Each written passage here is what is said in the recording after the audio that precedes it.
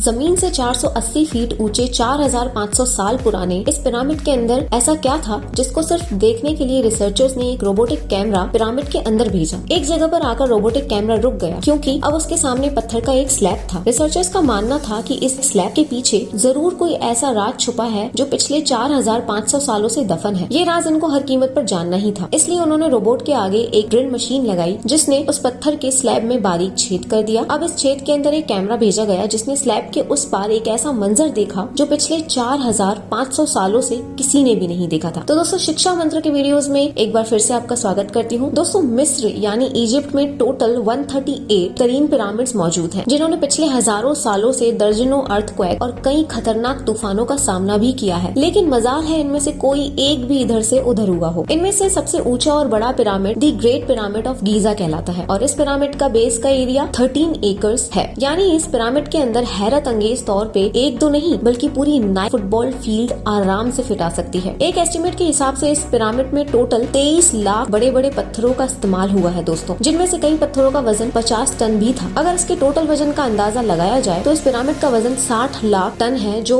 12 बुर्ज खलीफा के वजन के बराबर बनता है। लेकिन इतने ऊंचे और आलीशान पिरामिड्स बनाने का आखिर मकसद क्या था? हजारों साल पहले जब इंसान के पास कोई टूल्स भी मौजूद नहीं थे, तब इन पिरामिड की दीवारों को कैसे इंच बाय इंच लेवल किया गया, कैसे 50 टन वजनी पत्थरों को इस स्क्वायर शेप में काट कर बगैर क्रेन के ही 480 फीट ऊंचाई तक पहुंचाया गया, और इनको बनाने में ऐसे कौन से इंजीनियर्स का हाथ था जिन्होंने इन पिरामिड्स को अर्थक्वेक के साथ साथ इनकी तमाम साइड्स को 51.1 डिग्री के एंगल से सेट भी किया होगा। ये सब आप जान सकेंगे आज की इस वीडियो में। तो आइए शुरू करते हैं। Challenge number 1। कई सदियों से मुख्तलिफ रिसर्च टीम इस पिरामिड की कंस्ट्रक्शन टेक्निक जानने के लिए सर जोड़ कर बैठी थी कि आखिर इस पिरामिड की हर साइड नॉर्थ, साउथ, ईस्ट और वेस्ट पे बगैर कंपास के कैसे सेट की गई होगी। कई एक्सपर्ट्स का मानना है कि उस टाइम के आर्किटेक्ट्स ने सबसे पहले ऐसी जमीन तलाश की होगी जो लाखों टन वजनी पत्थरों का वजन झेल सके। उसके बाद पोलर स्टार यानी वो सितारे जिनकी मदद से अर्थ के पोल्स का पता पड़ता है, उनकी मदद से पिरामिड की हर साइड को मार्क किया गया। ना कोई कंपास और ना ही कोई ऑप्टिकल इंस्ट्रूमेंट। सिर्फ इस बेसिक टेक्निक से हजारों साल पहले इस पिरामिड की डायरेक्शन सेट की गई, और वो भी 0 एरर्स के साथ। Challenge number 2।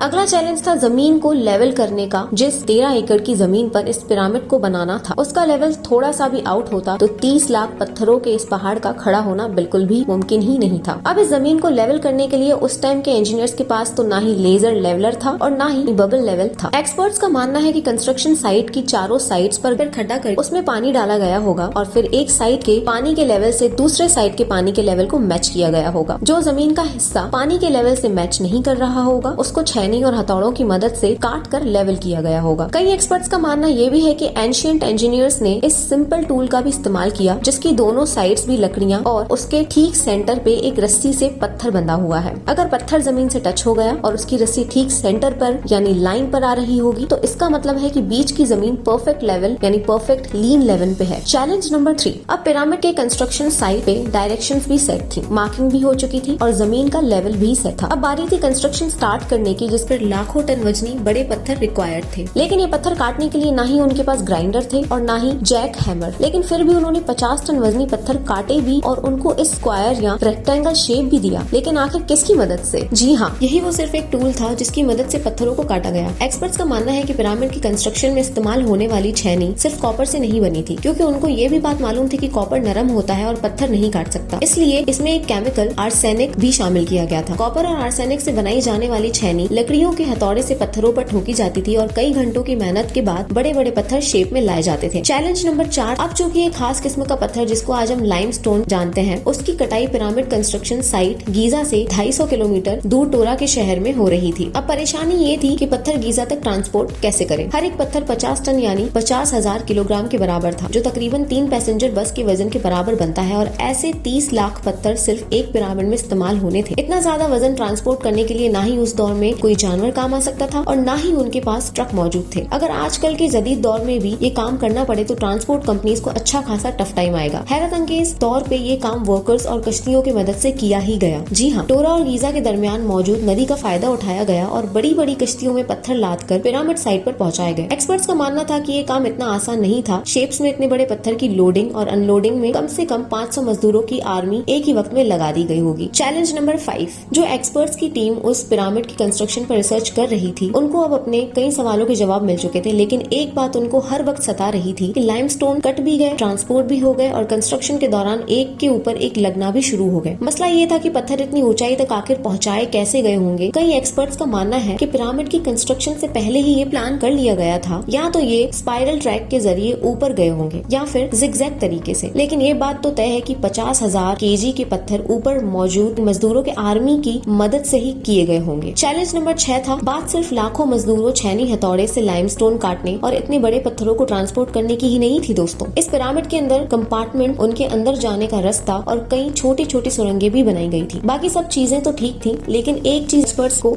हैरान कर गई और वो ये थी कि अंदर के कंपार्टमेंट में जो पत्थर इस्तेमाल हुआ था वो लाइमस्टोन नहीं बल्कि ग्रेनाइट था। जी हाँ, ग्रेनाइट एक ऐसा पत्थर है जो डायमंड के बाद दुनिया का सबसे सख्त स्टोन माना जाता है। आजकल के मॉडर्न दौर में भी ग्रेनाइट बड़े बड़े ग्राइंडर की मदद से काटा जाता है। दुनिया भर में कई आर्कियोलॉजिकल एक्सपर्ट्स को पिरामिड का विजिट भी करवाया गया, लेकिन किसी को भी इस बात का सुरंग नहीं मिला कि 4500 साल पहले इजिप्टियन ने ग्रेनाइट जैसे ठोस पत्थर को इतनी सफाई से कैसे काटा था। आखिरकार कई सालों के बाद एक्सपर्ट्स ने इस मिस्ट्री को भी सॉल्व कर ही दिया। इजिप्शियन ने ग्रेनाइट को इतनी सफाई से एक ऐसे आरे से काटा था जिसके दांत ही नहीं थे। जी हाँ, बगैर दांतों वाले इस आरे के दोनों साइडों पर वजन डालकर इसको ग्रेनाइट पर चलाया जाता था और बीच में बजरी डाली जाती थी। एक्सपर्ट्स का मानना है कि इस तरीके से इतने बड़े पत्थर को काटने में 4 महीनों का वक्त लग जाता था। आखिरकार पिरामिड बनने का मकसद क्या था? इन पिरामिड्स को बनाने में कितने मजदूर एक ही वक्त में काम करते थे और रोबोटिक कैमरों ने जब पिरामिड के अंदर पत्थर के स्लैब में सुराख किया तो उसके अंदर वो कौन सा मंजर देखा गया होगा जो पिछले 4500 सालों से किसी ने भी नहीं देखा था। ये सब और इससे भी ज्यादा आप जान सकेंगे इस वीडियो के पार्ट 2 में। मिलते हैं नेक्स्ट वीडियो में और इसकी पूरी कहानी पता लगाते हैं। Till then take care, bye bye, keep loving and supporting Shiksha मंत्र।